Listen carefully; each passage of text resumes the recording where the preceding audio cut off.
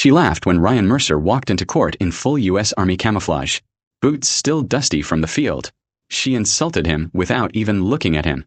Guess the Army doesn't teach dress codes. She mocked his medals. Probably got those for showing up on time. Her lawyers smirked. Daniel Whitmore leaned back in his chair, arms folded, certain this would be over in minutes. But when Judge Robert Langston spoke, the air in the room changed. Sergeant First Class Ryan Mercer had served 15 years in the U.S. Army. For tours overseas, multiple life-saving commendations. The kind of man who didn't seek attention, just kept doing his duty. When he came home, he worked as a night operations supervisor for Kingston Robotics, a warehouse full of sensitive high-tech equipment. To management, he was just another ex-military guy overqualified for a low-paying job. Until one night everything went wrong. It was just after midnight when Mercer noticed a faint beeping coming from one of the storage bays.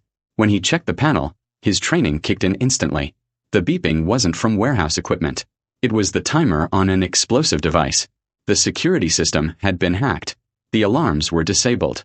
Most employees had gone home except for 6 engineers working a late shift on a prototype worth millions. He had less than 3 minutes. Mercer ordered everyone out. But the engineers panicked, insisting they needed to secure the equipment first. There was no time, so Mercer made a choice. He grabbed the device, sprinted across the loading yard, and hurled it into the open field behind the property. The explosion lit up the night sky, shattering windows and knocking him to the ground. Shrapnel tore into his side. His hearing was damaged, but no one else was hurt. The police called him a hero.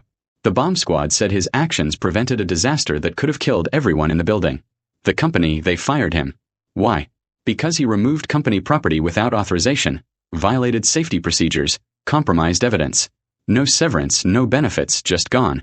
Mercer didn't fight it until one of those engineers, Sophia Chen, the woman he shielded from the blast, came forward. She contacted a veterans advocacy group who found him a lawyer. In court, attorney Michelle Graves sneered. Mr. Mercer acted recklessly. He's not in a combat zone anymore. This is a workplace. Judge Robert Langston, a calm older man with steel gray hair, set down his pen.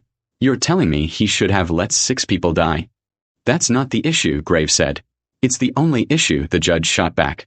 This man recognized an imminent threat, acted in seconds, and saved lives.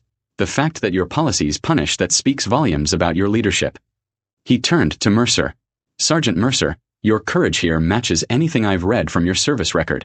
The verdict: full reinstatement, triple back pay, and a separate payout for medical damages, all to be paid within 30 days. Sophia Chen hugged Mercer. You took the blast for us. We'll never forget that.